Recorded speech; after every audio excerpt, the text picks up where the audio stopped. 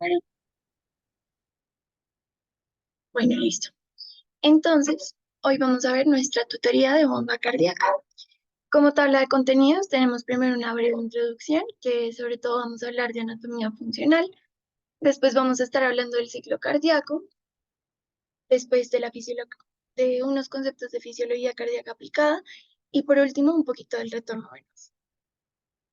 Entonces, como anatomía funcional, vamos a ver que el corazón se va a dividir en cuatro cavidades.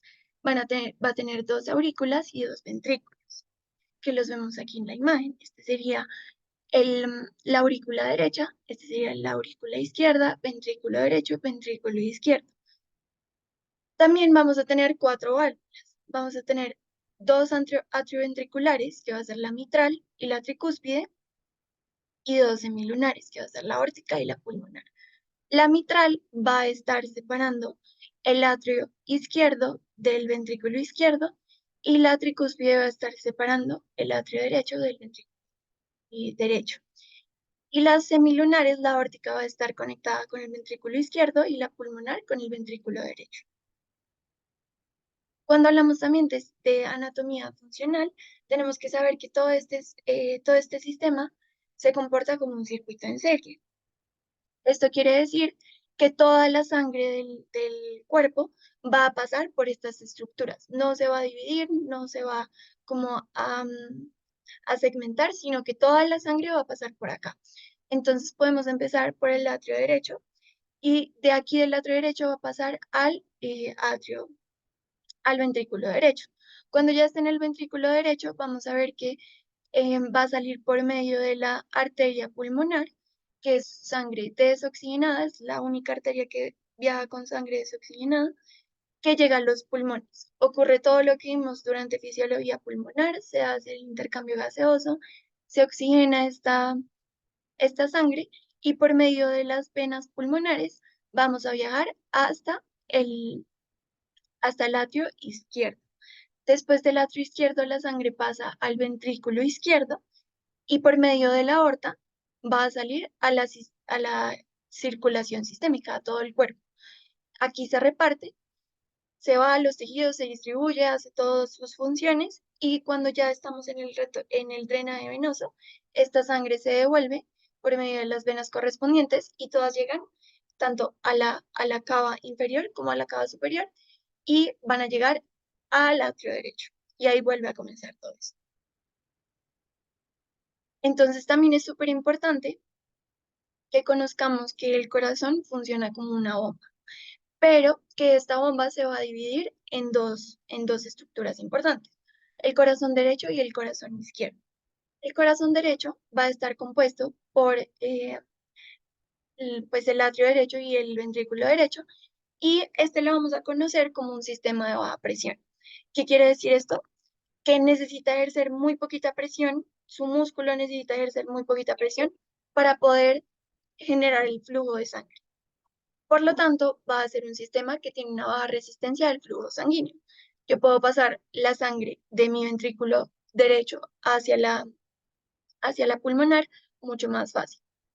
En cambio, el corazón izquierdo va a ser un sistema de alta presión, es decir, que necesita generar mucha más fuerza para poder generar este flujo. Esto se traduce en que va a ser un sistema con una alta resistencia al flujo sanguíneo, por lo tanto, necesita más fuerza. ¿Y cómo lo vamos a ver reflejado? Pues bueno, entonces vamos a ver que el corazón derecho y el corazón izquierdo se van a diferenciar, sobre todo cuando hablamos de los ventrículos. Cuando hablamos del ventrículo derecho, vemos que como es de baja resistencia y de baja presión, el grosor de la pared ventricular va a ser pues disminuido, va a ser poquito, no va a ser un músculo muy grueso y por lo tanto también vamos a tener un mayor compliance. La forma va a ser semilunar. Y cuando hablamos del corazón izquierdo, vemos que este va a ser muchísimo más grueso y va a ser aproximadamente de 2 a 3 veces más grueso que el ventrículo derecho, porque tiene más arcómeros, necesita más fuerza. Y esta la da más elastancia. Alguno me quisiera decir, pues, ¿Qué implica que el corazón derecho, o pues, a qué se refiere que el corazón derecho tenga más compliance? ¿Qué podríamos decir?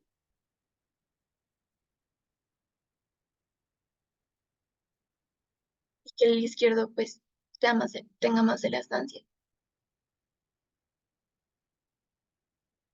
Bueno, entonces, para repasar, tenemos los términos de compliance y elastancia. Como veíamos, el compliance es esa habilidad de la estructura para cambiar la forma al recibir una carga mecánica. Entonces, como nuestro corazón derecho es mucho más delgadito eh, y no necesita hacer tanta presión, pues va a cambiar de forma mucho más fácil. En cambio, el ventrículo izquierdo, que tiene un grosor muscular más importante, va a tener una mayor elastancia porque es más difícil que nos cambie la forma cuando aplicamos la carga mecánica. Ahora pasamos, bueno, ahí terminamos anatomía funcional. ¿Alguno tiene alguna pregunta?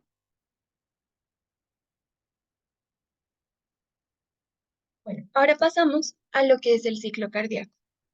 El ciclo cardíaco se define como la secuencia de fenómenos tanto eléctricos como mecánicos que se producen durante un único latido cardíaco. Y esto tiene dos componentes muy importantes. Primero, las válvulas que van a ser unidireccionales.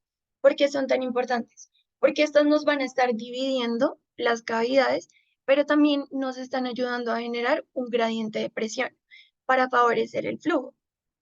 Y los mecanismos moleculares van a ser todos esos que vamos a ver, pues que van a ver en la tutoría de actividad eléctrica del corazón, que explican todos los fenómenos eléctricos para la contracción cardíaca.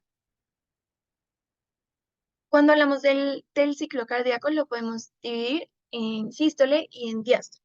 Sístole va a ser cuando se genera esa contracción muscular para la eyección de la sangre y la diástole se refiere a la relajación muscular. Y cada uno se puede dividir en sus fases. Entonces, la sístole va a tener tres fases, una de contracción isovolumétrica, eyección ventricular rápida y eyección ventricular lenta, y la diástole va a tener relajación isovolumétrica, un llenado ventricular rápido, un llenado ventricular lento, que también se compone de la patada auricular. Entonces vamos a ver esta gráfica que nos resume cómo es el ciclo cardíaco, pero en una gráfica de presión, volumen. Y todo esto es en el ventrículo izquierdo. Es como la forma más fácil de interpretar. ¿Listo? Vemos que en el eje Y va a estar la presión del ventrículo izquierdo y aquí tenemos el volumen del ventrículo izquierdo. Esta se las dejo como resumen, la vamos a desglosar con esta tabla. Entonces es lo mismo. Lo que pasa es que esta se ve un poquito más larguita porque miren que el volumen lo dividen como más, como cada 5 y acá lo dividen como cada 20. Entonces por eso se ve un poquito más larguita. Pero es la misma gráfica. Y vamos a ver cómo se comporta esta gráfica para que la entendamos dependiendo del momento en el que estemos en el ciclo cardíaco. La fase 1 va a ser el periodo de llenado. ¿Qué pasa acá? Estamos en diástole y estamos en el llenado ventricular rápido. Como estamos hablando sobre todo del ventrículo, vamos a ver que en este momento, pues la aurícula ya va a tener harta sangre, va a estar aumentando su sangre, hasta que este aumento de sangre se traduce en una presión de la aurícula mucho más grande que supera la presión de la válvula mitral. Cuando se supera esta presión, se abre la válvula y sale la sangre. Sale la sangre y en la fase de llenado ventricular rápido, vamos a ver que puede, se pasa la sangre de las aurículas a los ventrículos, la mayoría, 2/3 del volumen sanguíneo. Y estamos acá. Vamos a ver que se abre la válvula mitral y comenzamos a movernos hacia la derecha. Miren que empezamos como en 40, entre 40 y 50 es como donde uno empieza y comienza a aumentar el volumen. Por eso nos estamos moviendo hacia la derecha. Aumentamos volumen, 2/3 del volumen sanguíneo aumenta. Y llegamos a una parte que se llama el llenado ventricular reducido. ¿Por qué? Porque ya me está pasando toda la sangre que estaba en la aurícula hacia el ventrículo, pero entonces se comienzan a igualar, como que ya tienen como la misma cantidad, el volumen es muy parecido, entonces necesitamos ayuda del músculo de la aurícula. Entonces la aurícula se contrae y saca un 20% más, como un restante que le quedaba, y con eso, con esa contracción, ya logramos completar pues el volumen, que es aproximadamente 120. Esto se llama la patada auricular y es aproximadamente el 20%. Después pasamos a una fase 2, que va a ser el periodo de contracción isovolumétrica. Aquí ya estamos en la sístole y vamos a ver que como ya se igualaron las presiones, como ya el ventrículo tiene mucho más volumen y tiene más presión, se cierra la válvula mitral y tenemos un momento en donde el músculo comienza a generar fuerza y a contraerse. Por eso vemos que en la gráfica comenzamos a movernos en el eje Y. Aumenta presión, pero el volumen no cambia. ¿Por qué? Porque tanto la válvula mitral o las válvulas AB como las válvulas semilunares están cerradas. Entonces no hay flujo sanguíneo. Se está generando la fuerza para poder generar este gradiente. Cuando ya llegamos, cuando ya se contrajo todo lo que se tenía que contraer y supera la fuerza de la válvula aórtica, aquí es cuando se abre esta válvula aórtica y sale la sangre. Entonces, este se conoce como el periodo de eyección y en específico eyección ventricular rápida. Aquí se eyecta entre el 80 y el 85% del volumen sanguíneo que teníamos en este ventrículo.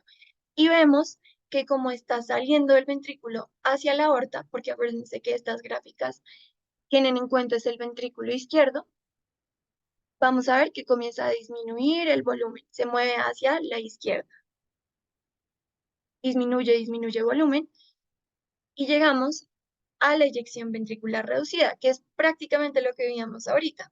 Pues comienza a salir más sangre, pero vamos a ver que ahora hay más sangre en la aorta que en el ventrículo. Se comienza a igualar, hasta que ya se cierra la válvula aórtica. Cuando ya se cierra la válvula aórtica, llegamos al periodo de relajación isovolumétrica. Entonces, vemos que la presión comienza a disminuir, pero no hay cambio de volumen. El músculo se está relajando y em, no genera ningún cambio de volumen.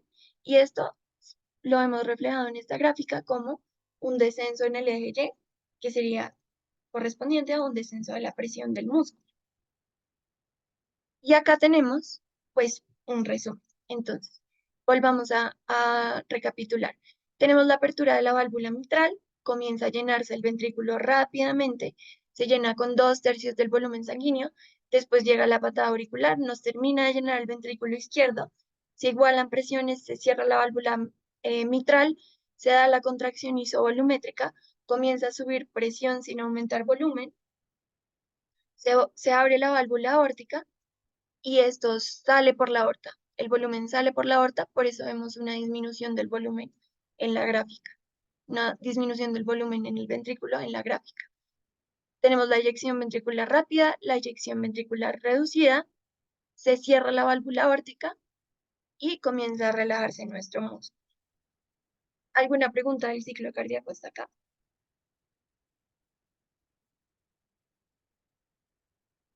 Nos podemos devolver a cualquier diapositiva, lo podemos volver a explicar.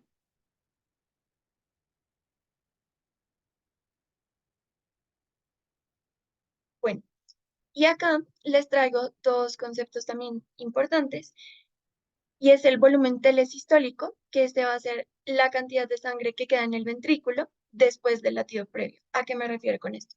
El ventrículo cuando hace sístole, no va a sacar toda la sangre, no va a llegar a cero, sino que va a llegar aproximadamente, pues va a tener como un volumen estructural entre 40 y 50 mililitros. A esto se refiere el volumen telesistólico. Y el volumen telediastólico es el volumen de fin de diástole, que es todo esto cuando aumenta y llega al volumen de fin de diástole, que es más o menos entre 120 y 125 mililitros. Aquí les dejo como un resumen de lo que sería todo el ciclo cardíaco resumido por fases. y los fenómenos que se ven en cuanto a la presión y el volumen para cuando lo estén estudiando. Otra forma que tenemos, o una forma muy importante que tenemos de evidenciar qué es el ciclo cardíaco, va a ser la auscultación. Entonces, cuando auscultamos, vamos a estar escuchando un loop tube. Estamos escuchando dos sonidos. Cuando escuchamos el primer sonido, va a ser el cierre de la válvula AB. Y acá está marcando la sístole. Esto nos marca la sístole. Y el segundo ruido va a corresponder al cierre de las válvulas sigmoideas. Y esto va a corresponder con la diástole. Entonces, es súper importante que se acuerden que los ruidos corresponden es al cierre y no a la apertura de las válvulas. Siempre es al cierre. Entonces, vamos a ver cómo se escucha. Es un loop tube. Ay, espérense, no sé si estoy compartiendo.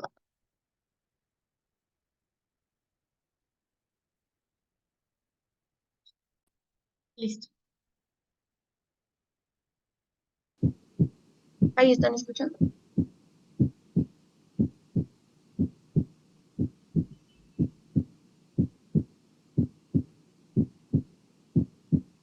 Bueno, entonces, también para ubicarnos, y algo que se hace mucho en cardiología, va a ser que cuando yo estoy auscultando al paciente y quiero saber en qué ruido estoy, porque hay veces que no es tan fácil diferenciar el loop del dup, cojo y le palpo el pulso radial y cuando siento que el pulso radial está, o sea, cuando lo siento, ahí estaría en sístole.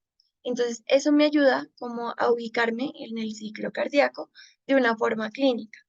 No vamos a escuchar claramente todas esas fases mecánicas que vimos antes, pero nos ayuda para orientarnos. ¿Alguna pregunta de ciclo cardíaco para pasar a gasto cardíaco? No. No.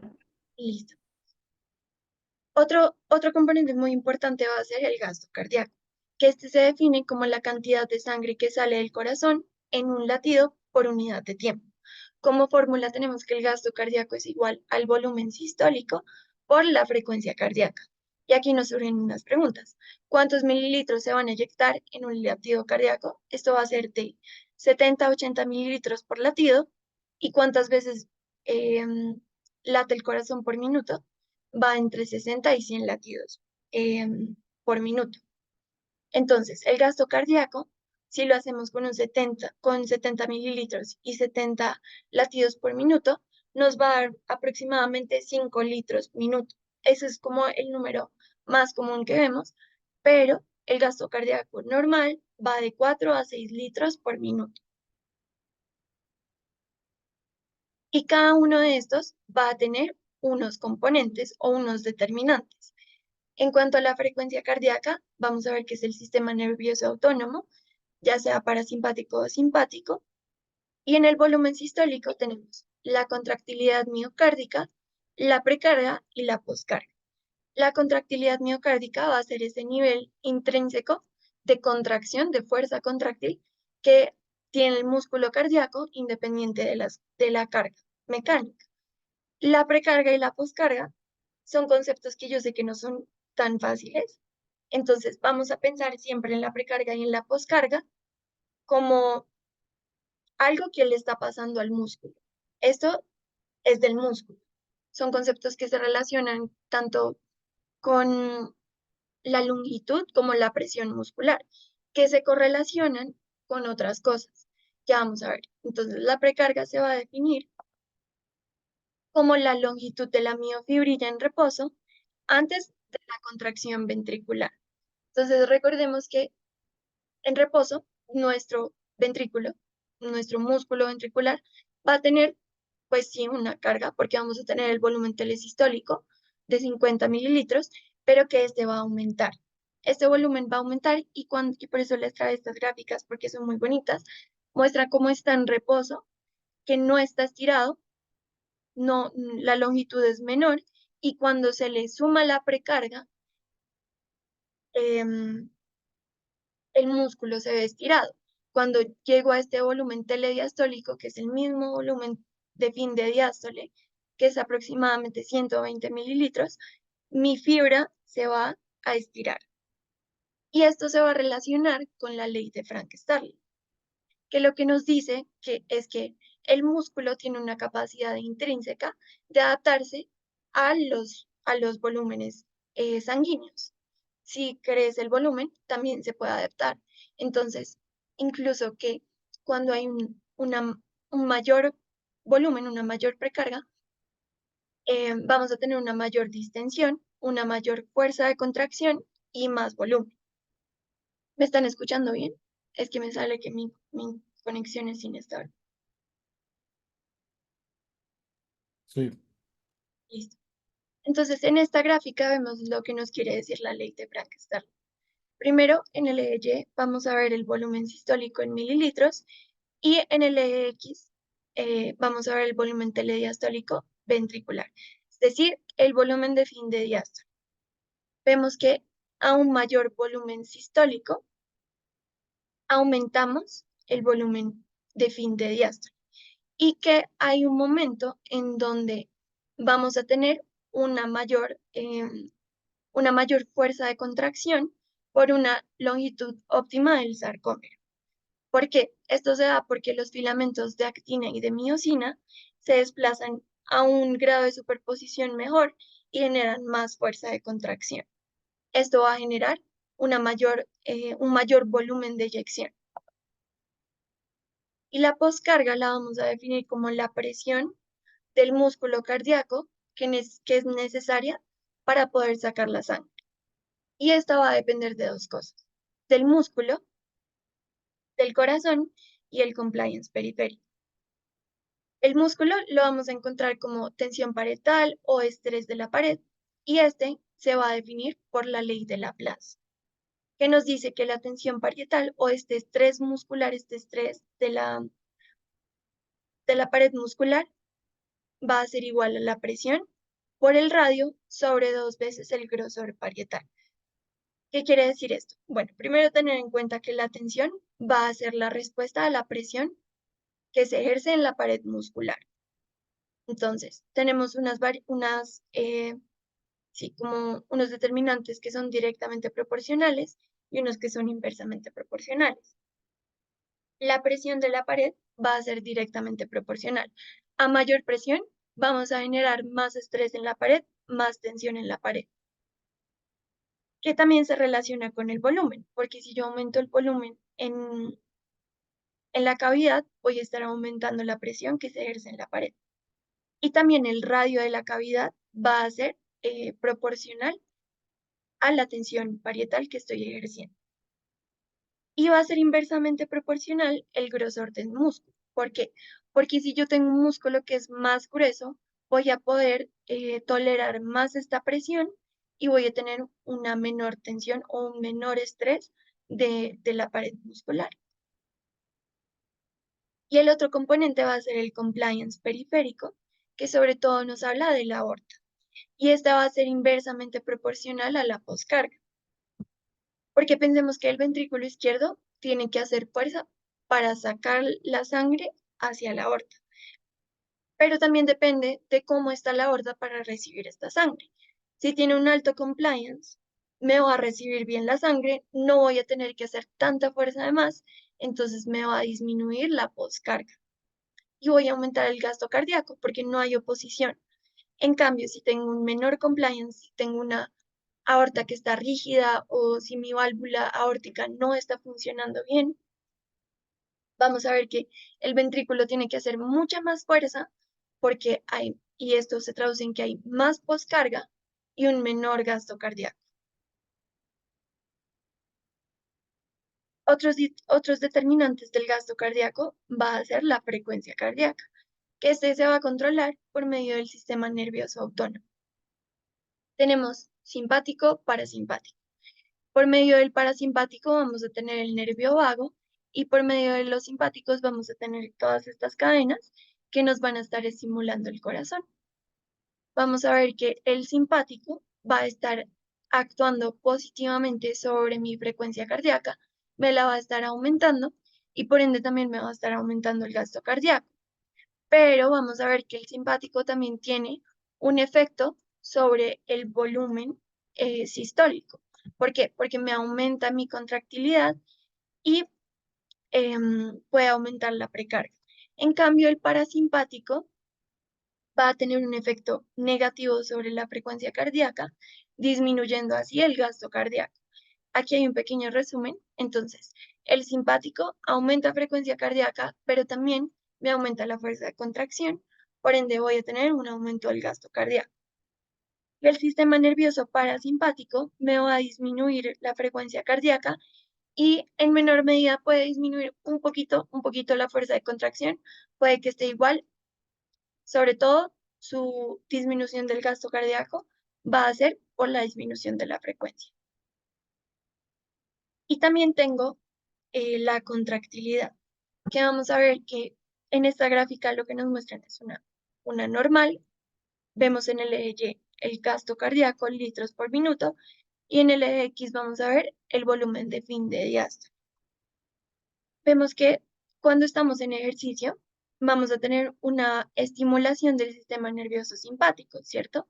Esto, como ya vimos, va a aumentar la contractilidad, que se va a traducir en que tenemos más gasto cardíaco y menos volumen de fin de diástole. Es decir, estoy recibiendo un poquito menos en mi ventrículo, pero estoy sacando más, estoy sacando casi todo lo que me llega. En cambio, en un daño estructural o funcional del corazón, como una pérdida de esa capacidad de bomba que se conoce como la falla cardíaca, vamos a ver que mi músculo ya no está funcionando bien, entonces no tengo casi contractilidad y esto se traduce en una disminución del gasto cardíaco y de un aumento del fin de diástole. ¿Alguna pregunta hasta acá del gasto cardíaco?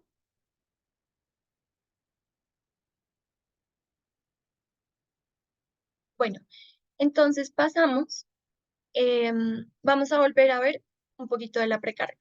¿De qué depende la precarga? También va a depender de la cantidad de sangre. Ay, me llevo mucha. La contractilidad. La contractilidad se va a definir,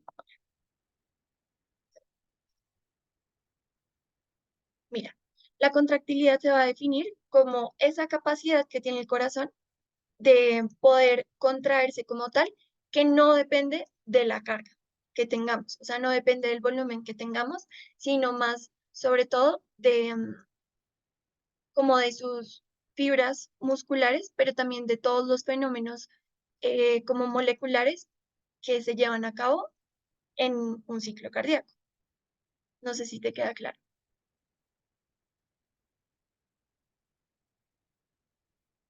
Listo.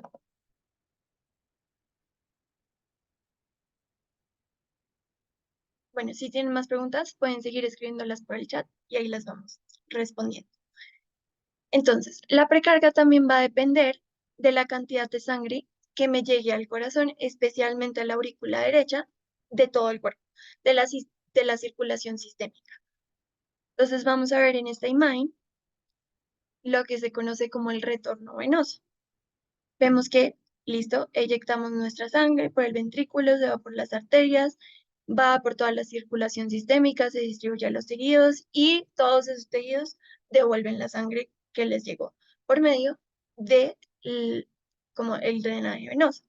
Y esto lo hemos representado acá como el compartimiento venoso periférico y después este llega a la aurícula.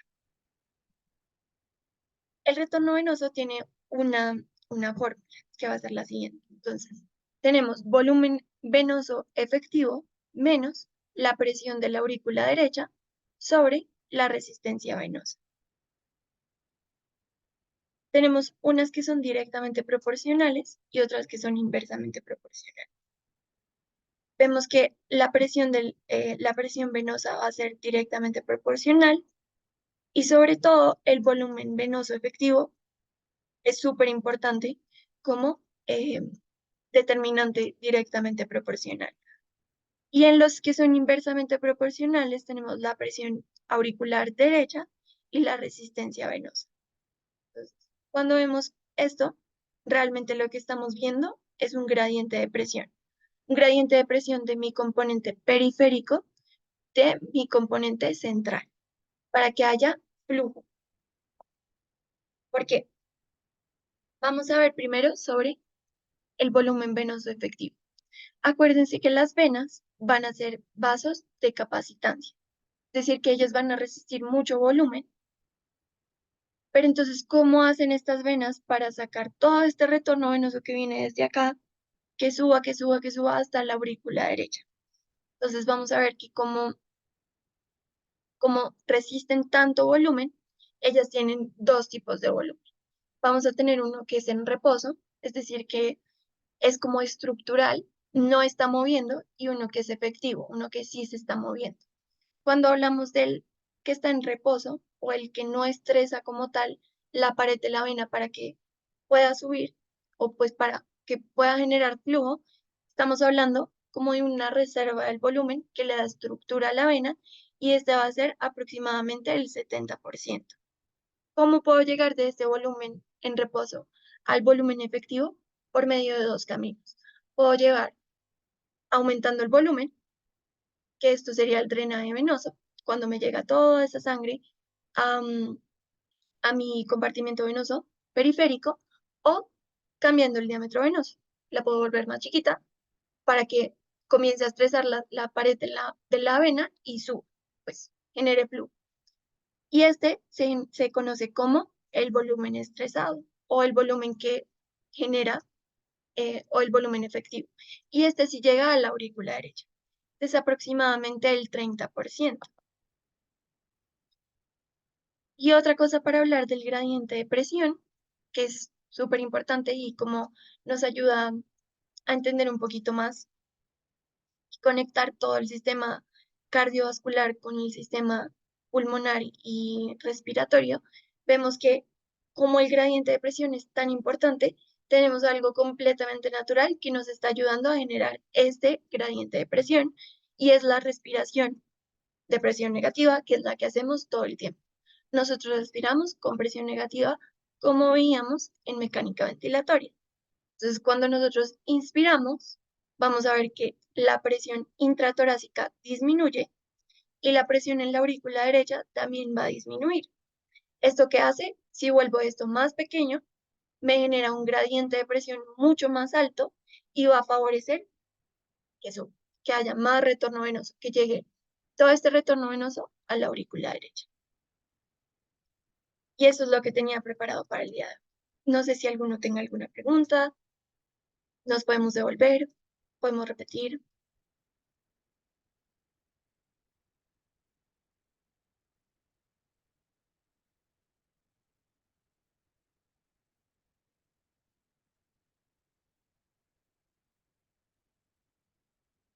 No, gracias.